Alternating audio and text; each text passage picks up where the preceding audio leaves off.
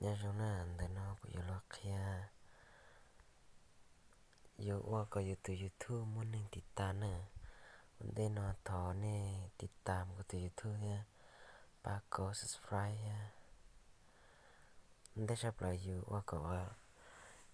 yêu từ YouTube muốn nên ติดตามนะอย่าอยู่กาเราเนาะนะกาลุเนาะลุเบยชาวนะกูเราก็ชิคมาสังเกตอย่าแต่เล่นตีโลเล่นหล่อหล่อกาเกมของเล่นตีสตอร์โลหล่อเจเป็นกาเราเนาะนะเจชอมเบตาเจโลหล่อติดตามเราตาเจยาลุเนาะนะยาลุเนาะลุเนาะแล้วลุเนาะแล้วเบเจลุเนาะนะเจชอบตาเจเข้าไปเขาเลย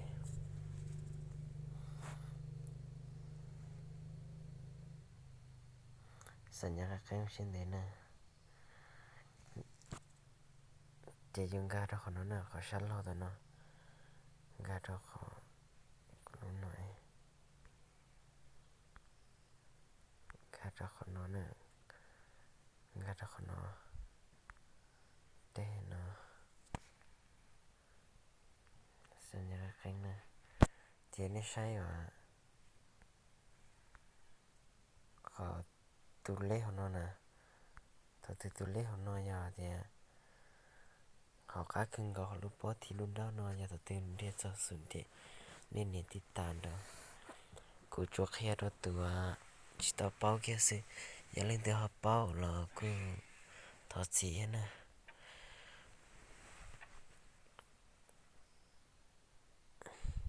เล่นตัวฉันจะทับปัดติดตามกูตัวยูทูบโน้ตนี่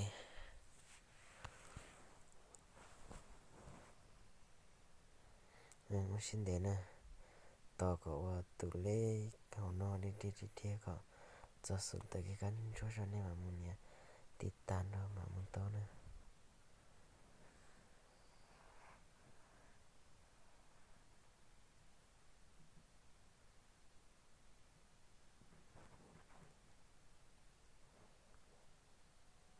ต่อแต่คนน้องนะมินจวนน้อยจีนี่ฮามุนเนี่ยติดตามฉันเนาะเต้นเนาะติดตามตาเนาะนะจีนี่ดอกอาทิดอกค้าตีเกนเนาะจีต่อคนน้องนะต่อตัวเล็กเนาะเที่ยวก็จะสุดจ้ะถ้าว่าเนี่ยจิตโตจิตยังแค่คนน้องนะตอนนี้จิตโตเนี่ยแต่ว่าเขาชอบเนาะเขาแต่ก็คิดแต่ว่าไล่เจอจออย่างนี้เขาไปอีจอจะไล่อีเจ้านะหรือโฆษณานะจะไล่หนึ่งก่อนสิฮะอย่าเดี๋ยวที่บ้านเลยจะโฆษณาที่บ้านโฆษณาเนาะโฆษณามันตากทีเนาะหรอนี่คนเราเล่นตัวจอนะ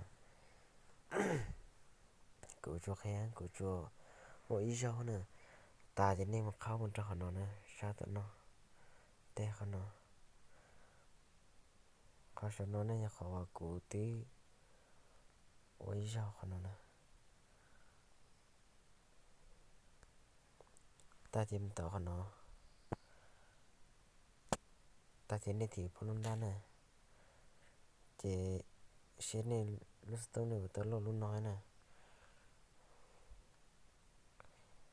ลุ่นน้อยหล่อจริงกาเท่าน้อยเลยเช่นเดียวนะกาเท่าน้อยแต่เตชนออีเสียมาแต่ยุ่งยี่แต่แกขอยุดทุนแต่เรามานี่จะเล่นกันตอนนั้นตากับลุ่นน้อยแต่จะจริงกาเท่ากันน้อยนะกาเท่ากันแต่วิดีโอของท่านนั่นนะกันน้อยนะ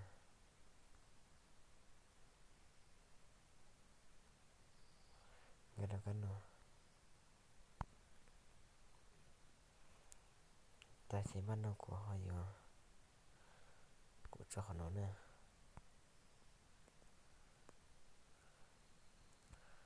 กูจะขนอนจีกูแต่ตัวของแบนป่านนั่นนะแต่ขนอนนะนี่เนี่ยตัวขอแต่สำเนาไว้ในคริสนั่นนะแต่ขนอนแต่ตะกัดถิดลุ่นได้หมดนะ ta thì được hết thế nó được khánh cả đó cô thì niềm nhiệt tư nè thì sao họ thì vàng nó được chỉ tờ nó ta nó thì nên nhiệt được cái nó xin mẹ nó nhiệt được cái nó ta chỉ giờ nên sáng nên tụ lấy nó nè tụ số nó giờ thì nhờ lấy đó phá chỉ nên chủ sẽ nên gọng ghi nữa họ giờ thì bé phá chi ở lên tới chỉ nên sẽ bé cháu họ giờ blog phá nên chỉ nên sẽ blog cháu thế có họ nói nhọc lấy ở phá thì cũng sẽ cho họ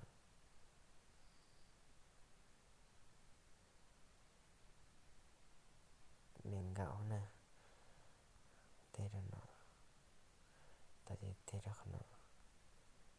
thế rồi nó nhưng thì lo nó chỉ nêu một sắc nó cầm ra tận nó nên tao tao thì cái nó nè cá sao nó nè nên thiên tao và nên gạo nó nè nên thiên bùng gạo liếp long nhà cái nó nè chỉ nên mà một sai tao nên từ YouTube sẽ học một nên thì tán nè cụ là cụ chỉ tao khởi ban đầu nha giờ thì nên quay họ một nên thì tán nó họ passion ta khởi cụ nè